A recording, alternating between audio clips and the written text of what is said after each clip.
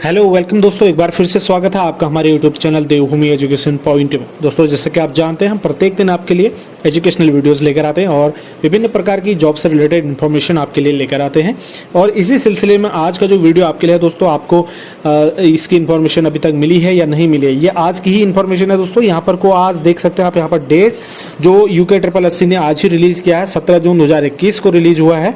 तो इसके अंतर्गत दोस्तों यहाँ पर जो समूह गौ के अंदर आते हैं पटवारी, जिसको हम राजस्व उप निरीक्षक बोलते हैं, इसके 366 खाली पदों पर, रिक्त पदों पर यहाँ पर को विज्ञप्ति रिलीज हुई है। थोड़ी देर पहले ही ये जानकारी आई है। और राजस्व उप निरीक्षक यानी कि जिसको लेखपाल बोला जाता है, उसके 147 रिक्त पदों के लिए भर्ती आई है। यानी कि अगर हम टोटल पोस्ट की बात करें तो 513 रिक्त पदों के लिए यहाँ पर जो है विज्ञापन जारी हुआ है। तो दोस्तों, इसकी पूरी इन्फॉर्मेशन हम समझेंगे, आगे क्या क्या इसमें होने वाला है, कैसे इसके फॉर्म भरे जाएंगे, किसकी कितनी इसकी फीस रहने वाली है, क्वालिफिकेशन क्या होगी, और पूरी डिटेल जो है हम इसके बारे में जानेंगे। और प्रत्येक चीज़ से मैं आपको बताऊंगा। और आपको अगर फिर भी किसी चीज़ में कोई डाउट रहता है, कोई चीज़ आप जानना चाहते हैं, तो प्लीज़ मैं आपको हमेशा बोलता हूँ, आप कमेंट करके ज़रूर बता दीजिए। कमेंट करेंगे तो आपको मैं रिप्लाई करूंगा, और कमेंट में आपको मैं बताने की पूरी कोशिश करता हूं दोस्तों, और प्रत्येक कमेंट का मैं रिप्लाई भी करता हूं।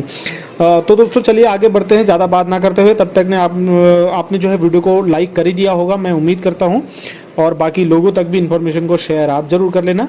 चलिए जानते हैं दोस्तों, इसमें जो विज्ञापन की प्रकाशन की तिथि है, जैसे कि आप देख पा रहे होंगे यहाँ पर 17 जून, यानी कि आज के दिन मैं आपको जैसे कि पहले ही बता चुका हूँ, आज के दिन ही ये जारी हुआ है। उसके बाद ऑनलाइन आवेदन की प्रारंभ तिथि, यानी कि ऑनलाइन कब से इसमें प्रारंभ होंगे, तो ये आप ऑनलाइन आवेदन कर सकते हैं 22 जून 2021 से इसके आप जो है ऑनलाइन फॉर्म भर सकते हैं।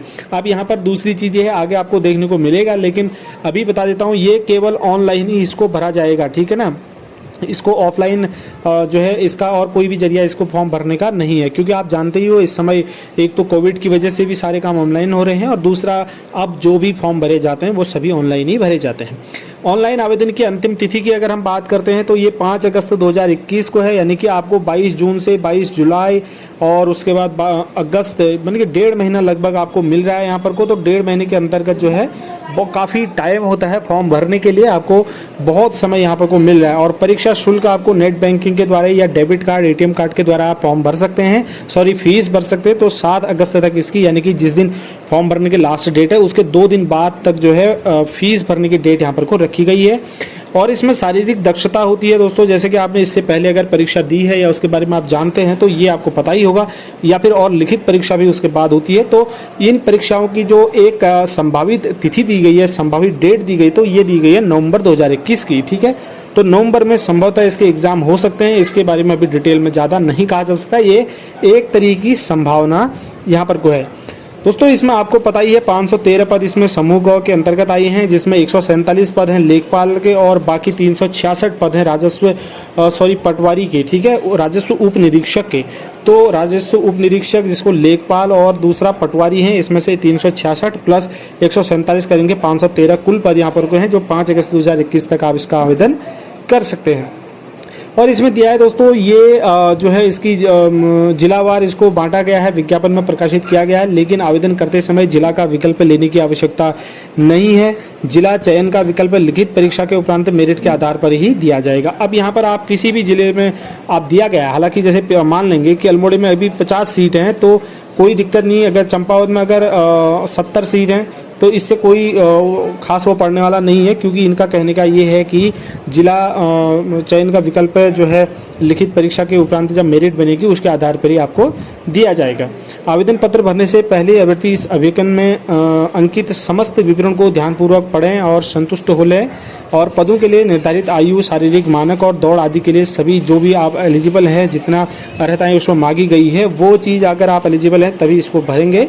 और आयोग के द्वारा OTR जो है यहाँ पर अनिवार्य कर दिया गया है, ये आपको पता ही है। जैसे कि मैं हमेशा अपने जितने भी फॉर्म भरते हुए मैंने आपको दिखाए हैं, मैंने उसमें बताया है कैसे फॉर्म भरना है और OTR कैसे बनाना है, ये सारी चीज़ें। बाकी इस फॉर्म को भी मैं आपको भर के ऑनलाइन भरूंगा और आपको मैं इसका पूरा डेमो दिखाऊंगा, ठीक है ना। तो ये फॉर्म हम आपको भर के दिखाएंगे, कैसे भरना है, कैसे OTR बनाना है, कैसे डॉक्यूमेंट आपको डालने हैं, ये सारी चीज़ें मैं आपको पूरा करके दिखाऊंगा। जो इसमें मेन चीज़ें हैं वो हम समझ लेते हैं, बाकी चीज़ें तो आपको पता ही हैं। इसमें लिखित परीक्षा होती है, और शारीरिक दक्षता परीक्षण और वस्तुनिष्ठ प्रकार की ऑफलाइन या ऑनलाइन मोड में लिखित परीक्षा आयोजित कराई जा सकती है। ये कुछ इंपॉर्टेंट चीज़ है यहाँ पर को शारीरिक दक्षता होती है, ठीक है, शारीरिक दक्षता के बारे में आपको पता चल जाएगा आगे। और उसके बाद एक लिखित परीक्षा होती है, तो लिखित परीक्षा आपको ऑनलाइन भी हो सकती है, ऑफलाइन भी हो सकती है। अभी इसके बारे में कोई साफ नहीं कहा गया है, इसको बाद में आपको सूचित इस चीज़ के बारे में कर दिया जाएगा। दोस्तों इसमें हम सबसे पहले समझ लेते हैं कि कितने पद हैं, मतलब कहाँ पर कितने पद हैं, ये सारी चीज़ें समझ लेते हैं, क्योंकि यही चीज़ इंपॉर्टेंट है। बाकी तो हम जो नॉर्मल रहता है हर परीक्षा के हर एप्लीकेशन में वही होता है। यहाँ पर पद नाम की बात करते हैं, सबसे पहले राजस्व उप निरीक्षक की बात करें दोस्तों, तो इसमें पटवारी जिसको हम बोलते हैं, तो पटवारी की बात करते हैं, इसमें कुल 366 पद हैं। और पद कोड यहाँ पर आपको दिया गया है। पद कोड के बारे में भी ज़्यादा टेंशन लेने की बात नहीं है, क्योंकि पूरी जो है आपको पीडीएफ जो है पीडीएफ में दिया गया है। बाकी इस पीडीएफ को मैं अपने टेलीग्राम ग्रुप पे डाल दूंगा। आप उम्मीद है कि आप लोग वहाँ पर भी ज्वाइन हमको किए होंगे। तो दोस्तों यहाँ पर सबसे पहले हम समझते हैं कि कौन से ज़िले में कितने पद हैं, ठीक है। तो यहाँ पर सबसे पहले दिया गया है राजस्व उप निरीक्षक पटवारी का, तो ये जिलाधिकारी अल्मोड़ा यानी कि अल्मोड़ा में है। इसके टोटल अगर पदों की बात करें तो 50 पद हैं। यहाँ पर कुल पोस्ट 50 पद हैं। और इसमें आप देख सकते हैं अनुसूचित जाति, जनजाति, पिछड़ा वर्ग और सामान्य वर्ग, ये सारी चीज़ें जो है EWS वगैरह, ये सारे पद यहाँ पर को दिए गए हैं। क्षैतिज आरक्षण भी यहाँ पर दिया गया है, ठीक है। आप अपने अपने पद यहाँ पर देख लीजिए, टोटल पद यहाँ पर को 50 है अल्मोड़े में, ठीक है। आप आकलन कर लीजिए कि कितने पद, सबसे ज़्यादा पद कौन से डिस्ट्रिक्ट में है। 50 पद अल्मोड़ा में है। उसके बाद बागेश्वर दिया गया यहाँ पर, बागेश्वर में 18, केवल 18 पद हैं दोस्तों। अल्मोड़ा पर 50 है, बागेश्वर में 18 हैं। और चमोली की बात करें तो चमोली में 26 पोस्ट पद यहाँ पर केवल हैं, ठीक है। तो यहाँ पर को ये आप देख पा रहे होंगे, ये पद कोड भी आप देख पा रहे होंगे, ठीक है। इसकी ज़रूरत पड़ेगी, आप इस PDF को संभाल के रखना। बाकी आपको आयोग की वेबसाइट पर तो मिल ही जाएगी, हम अपने टेलीग्राम ग्रुप पर भी इसको डाल देंगे, ठीक है। उसके बाद इसमें चंपावत की बारी आ गई। चंपावत में 23 पद हैं दोस्तों। चंपावत में है यहाँ पर 23 कुल टोटल, अभी मैं कुल बता रहा हूँ। बाकी आप डिटेल में यहाँ पर देख सकते हैं। अनुसूचित जाति के लिए 4 हैं, जनजाति के लिए 1 है, अन्य पिछड़ा वर्ग के लिए, आरक्षण रूप से पिछड़ा वर्ग और सामान्य के लिए 14 पद हैं। तो इस तरीके से आप हर जगह देख सकते हैं। बाकी इतना डिटेल में अगर हम बनाएंगे तो वीडियो बहुत लंबा हो जाएगा। आपको इन्फॉर्मेशन देनी है, मेन चीज़ बतानी है, तो ये हम आपको बता रहे हैं। तो राजस्व उप निरीक्षक पटवारी देहरादून में है दोस्तों। यहाँ पर को देहरादून में केवल 9 पद हैं, ठीक है। तो पटवारी के केवल 9 पद हैं देहरादून में। अभी हम पटवारी की बात कर रहे हैं, लेखपाल की बात नहीं कर रहे हैं, ठीक है। उसके बाद नैनीताल की बात करें, नैनीताल में कुल योग यहाँ पर 27 कुल योग है। और उसके बाद है 79, सबसे ज़्यादा अभी तक हमको देखने को मिला है पौड़ी गढ़वाल में, ठीक है। तो पौड़ी गढ़वाल में सबसे ज़्यादा है 79, ठीक है। 79 वैकेंसी पौड़ी गढ़वाल में सबसे ज़्यादा। दूसरे नंबर पे 50 है अल्मोड़े में अभी तक, ठीक है। आगे देखते हैं पिथौरागढ़ में, तो पिथौरागढ़ में यहाँ पर 38 दिए हैं टोटल, ठीक है। कुल योग में यहाँ पर पिथौरागढ़ में टोटल कितने हैं, 38 हैं। उसके बाद दोस्तों यहाँ पर को जिलाधिकारी, ये आपका कौन सा आ रहा है अगला जिला आपका टिहरी आ गया ना। टिहरी में कितने हैं, 45 हैं, ठीक है। थर्ड नंबर पे कौन है, टिहरी में 45 पद है। 45 जो है टिहरी में है। उसके बाद है 38 कहाँ पर, उत्तरकाशी में कितने हैं, 38 है। तो इतनी जगह पर है, ये टोटल मिला के 366 पद हो गए हैं। तो 366 पद हैं यहाँ पर पटवारी के लिए। अब हम इसके वेतनमान की बात करें तो वेतनमान आप यहाँ पर देख पा रहे होंगे पटवारी का 29,200 रुपये से लेकर 92,300, ये लेवल 5 का है। उसके बाद आयु सीमा 21 से 28 वर्ष तक की आयु सीमा इसमें रखी गई है दोस्तों, ठीक है। तो 21 से 28 वर्ष तक की आयु सीमा इसमें रखी गई है। अगर आप इसके बीच आते हैं तो इसमें जो है आप इस फॉर्म को भर सकते हैं। और उसके बाद इसमें पद का स्वरूप अराजपत्रित, स्थायी या अंशदान पेंशन युक्त, ये चीज़ें आप देख लीजिए, कोई ज़्यादा इंपॉर्टेंट नहीं है। शैक्षिक अर्हता की अगर बात करते हैं तो यहाँ पर शैक्षिक अर्हता या अनिवार्य अर्हता, ये चीज़ें जो है थोड़ा इंपॉर्टेंट हो जाती है, इसको हम देख लेते हैं दोस्तों। किसी भी भारत में विधि द्वारा स्थापित किसी विश्वविद्यालय से आपको सबसे पहले एक स्नातक की उपाधि या सरकार के द्वारा उसके समकक्ष होना चाहिए, ठीक है। ये 2 चीज़ें इंपॉर्टेंट है यहाँ पर अंडरलाइन करने वाले हैं, ठीक है। इसमें क्या मांगा गया है, इंटर नहीं मांगा है, इसमें स्नातक मांगा है। आप ये चीज़ देख लीजिए, स्नातक होना चाहिए या सरकार के द्वारा उसी के इक्विवेलेंट कोई अदर क्वालिफिकेशन आपकी होनी चाहिए और शैक्षणिक अर्हता आपकी होनी चाहिए, ये इंपॉर्टेंट है। दूसरा, अधिमान की अगर बात करें तो लिखित परीक्षा में समान अंक प्राप्त करने में आयु में ज्येष्ठ अभ्यर्थी, जो आयु में जिसकी एज ज़्यादा होगी उसको चयन सूची में ऊपर रखा जाएगा, ठीक है। अब शारीरिक दक्षता की बात करते हैं दोस्तों। शारीरिक दक्षता के लिए आपको क्या क्या चाहिए, फिजिकल फिटनेस में आपको 60 मिनट में 7 किलोमीटर की दौड़ पूरी करनी है। 60 मिनट यानी 1 घंटे में 7 किलोमीटर दौड़ना है। और महिलाओं को 35 मिनट में 3.5 किलोमीटर दौड़ना आवश्यक होगा, यानी कि 1 घंटे में 7 किलोमीटर दौड़ना है। और महिलाओं के लिए, फीमेल के लिए 35 मिनट में 3.5 किलोमीटर दौड़ना है, कोई दिक्कत की बात नहीं है। ठीक है, चलिए आगे बढ़ते हैं। शारीरिक मानक की बात करें तो पुरुष अभ्यर्थी के लिए न्यूनतम ऊंचाई 168 सेंटीमीटर है। ठीक है, न्यूनतम ऊंचाई पुरुषों के लिए 168 सेंटीमीटर और महिलाओं के लिए 152 सेंटीमीटर अनिवार्य होगी। पर्वतीय मूल के अभ्यर्थी को 5 सेंटीमीटर की छूट अनुमन्य होगी और पुरुष अभ्यर्थियों के लिए सीना फुलाव के साथ 84 सेंटीमीटर, जिसमें 5 सेंटीमीटर का फुलाव अनिवार्य होगा। ये देख सकते हैं आप, आपको 168 सेंटीमीटर की ऊंचाई आपकी होनी चाहिए पुरुषों के लिए, महिलाओं के लिए 152। और अगर आप हिल से बिलोंग करते हैं, पर्वतीय मूल के हैं, तो आपको 5 सेंटीमीटर की छूट मिलेगी। 168 में से 5 आप कम कर लेंगे, 163 सेंटीमीटर आपको होना चाहिए। वैसे ही महिलाओं के लिए भी होगा। और सीने की अगर बात करें तो फुलाव के साथ आपको 84 सेंटीमीटर होनी चाहिए।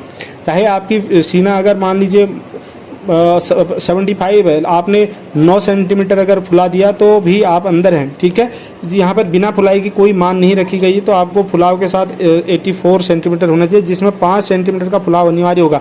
कम से कम 5 सेंटीमीटर फुलाना बहुत ज़रूरी है। ठीक है, अगर आप नहीं फुला पाते तो प्रैक्टिस कर लीजिए, जल्दी से जल्दी ये प्रैक्टिस आपकी पूरी हो जाएगी। तो 5 सेंटीमीटर की आप देखिए, पर्वतीय मूल के अभ्यर्थियों के लिए इसमें भी 5 सेंटीमीटर की छूट दी जाएगी। और महिला अभ्यर्थियों का वजन कम से कम 45 किलोग्राम होना चाहिए। ठीक है, तो 45 किलोग्राम कम से कम होना चाहिए फीमेल के लिए।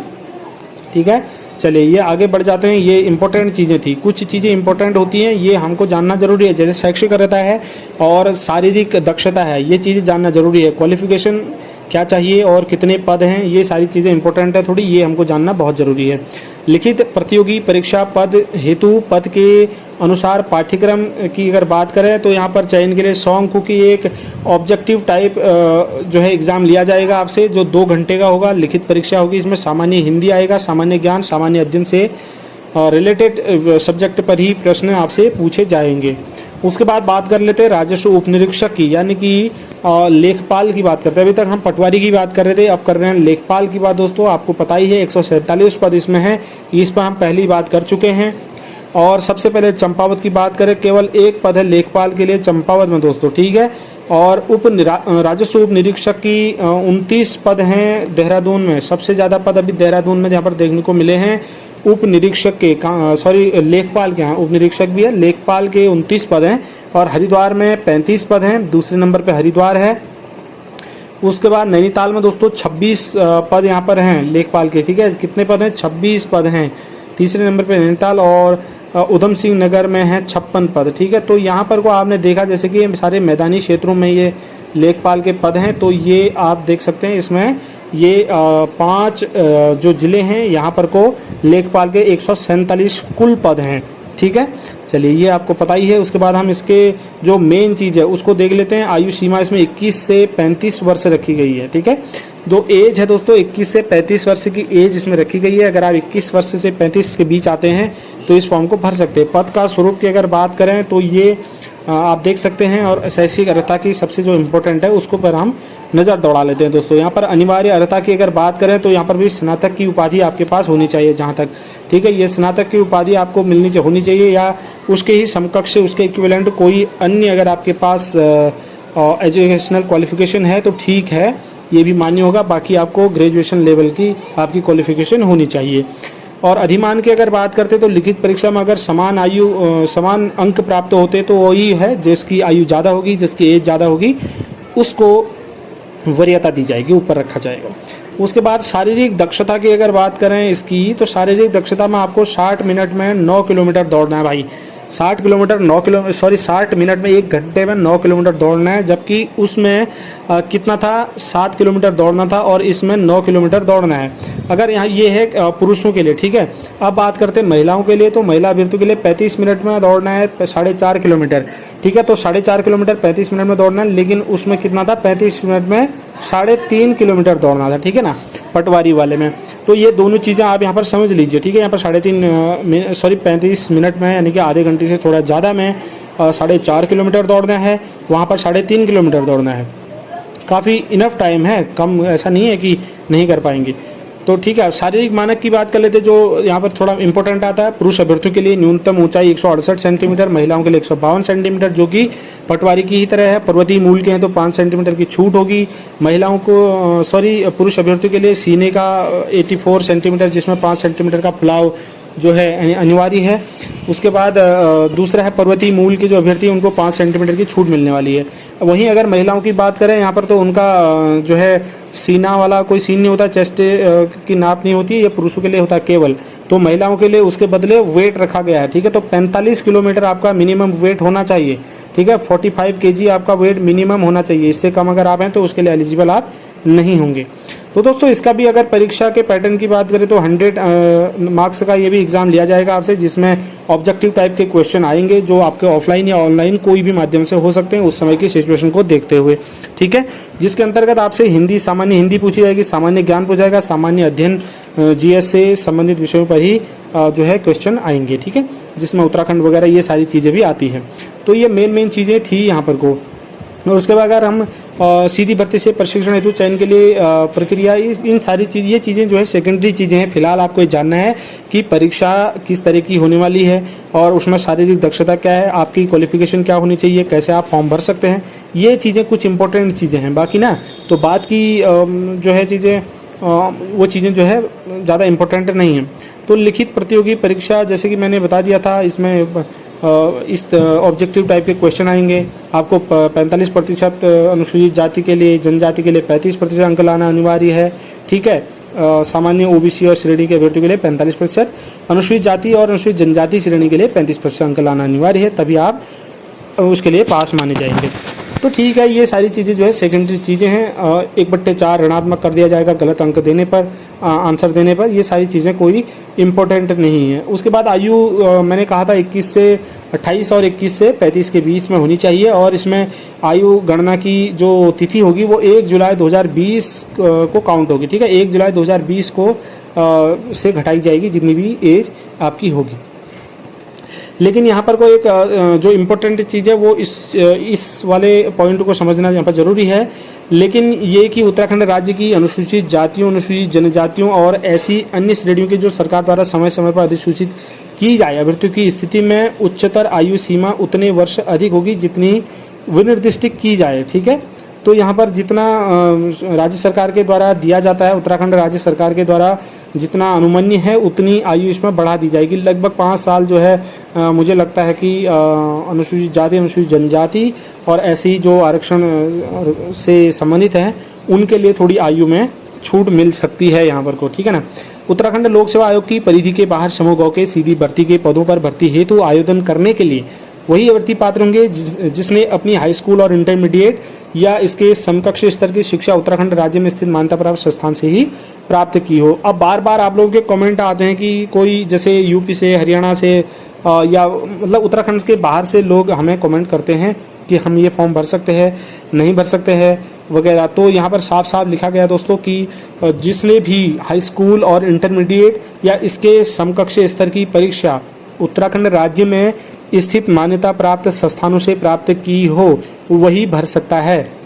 लेकिन इसमें एक इम्पोर्टेंट चीज़ और है, वो ये है कि जैसे सैनिक हैं, अर्धसैनिक बलों में कार्यरत या फिर राज्य सरकार या उसके अधीन स्थापित किसी राजकीय अर्धशासकीय संस्था में नियमित पदों पर नियमित रूप से नियुक्त कार्मिक और केंद्र सरकार या केंद्र सरकार के सार्वजनिक उपक्रमों में नियमित पदों पर नियमित रूप से उत्तराखंड में कार्यरत ऐसे कर्मी जिनकी सेवाएं उत्तराखंड से बाहर स्थानांतरित नहीं हो सकती हों, स्वयं अथवा उनके पति पत्नी जैसी भी स्थिति हो, उनके पुत्र पुत्री यानी कि कुल मिला के उनकी फैमिली जिससे रिलेटेड वो हैं, जैसे उनके बच्चे हैं, उनकी पत्नी है, ठीक है, ये लोग जो है वहाँ पर को यहाँ इन फॉर्म को भर सकते हैं। और इसमें एक थोड़ा सा इम्पोर्टेंट चीज़ ये है कि राज्य के स्थायी निवासी जो उत्तराखंड के बाहर निवासरत हैं और स्वयं अथवा उनके पति पत्नी जैसी भी स्थिति हो या उसके पुत्र पुत्री भी समूह गौ के सीधी भर्ती के लिए पदों पर आवेदन जो है कर सकते हैं जो स्थायी निवासी उत्तराखंड के हैं, ठीक है। तो अब यहाँ पर ये चीज़ें क्लियर हो चुकी हैं, ठीक है ना। तो ये बार बार जैसे कि पूछा जाता है बोला कि हम भर सकते नहीं भर सकते, तो उत्तराखंड से बाहर के लोग इसको नहीं भर पाएंगे। अगर किसी भी तरीके से अगर उत्तराखंड से रिलेटेड हैं, यहाँ पर उनके ऐसी जॉब है कि वो बाहर उनका ट्रांसफ़र नहीं हो सकता है, तो वो लोग भी इसको भर सकते हैं, उत्तराखंड के स्थायी निवासी इसको भर सकते हैं। ठीक है, चलिए उसके बाद अनापत्ति प्रमाण पत्र आपको पता ही है, अगर किसी भी जॉब में आप पहले हैं वहाँ पर आपको देना पड़ेगा। राष्ट्रीयता के बारे में पता ही है आपको, ये सारी चीज़ें सेम रहती हैं सभी में, कोई खास यहाँ पर फर्क पड़ने वाला नहीं है। शारीरिक स्वास्थ्यता, ये सारी चीज़ें कोई इतना इम्पोर्टेंट नहीं है।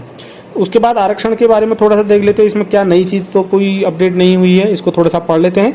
उत्तराखंड राज्य की अनुसूचित जातियों, अनुसूचित जनजातियों, पिछड़ी जातियों, आर्थिक रूप से कमजोर वर्ग और अन्य श्रेणियों के अभ्यर्थियों के लिए आरक्षण भर्ती के समय प्रवर्तित राज्य सरकार के आदेशों के अनुसार ही किया जाएगा। ठीक है, ये ठीक है, वही है पुराना ही जो दिया गया है। ठीक है, आपको अपने वो प्रमाण पत्र अपलोड करने अनिवार्य हैं, ये सारी जब OTR करेंगे आप उस समय आपको ये करना होगा। अब इसमें दोस्तों यहाँ पर क्या चीज़ इंपॉर्टेंट है, मुझे तो अब कोई चीज़ इंपॉर्टेंट है यहाँ पर कोई लग नहीं रही है। जो चीज़ इंपॉर्टेंट थी वो बता दी है। इसमें एक जो मेन चीज़ इंपॉर्टेंट है वो मुझे फ़ीस का लगता है। तो फीस आपको जो है नेट बैंकिंग, डेबिट कार्ड और क्रेडिट कार्ड, CSC केंद्र कहीं से भी आप जमा कर सकते हैं। ये तो आपको पता ही है कैसे करना है। उसके बाद हम जान लेते हैं फीस इसमें कितनी रखी, ये थोड़ा सा इंपॉर्टेंट पहलू हो जाता है यहाँ पर को। दोस्तों इसमें सबसे पहले अनारक्षित, जिसको सामान्य या जनरल कैटेगरी से जो लोग हैं या अन्य पिछड़ा वर्ग हैं उनके लिए 300 रुपये की इसमें फीस रखी गई है।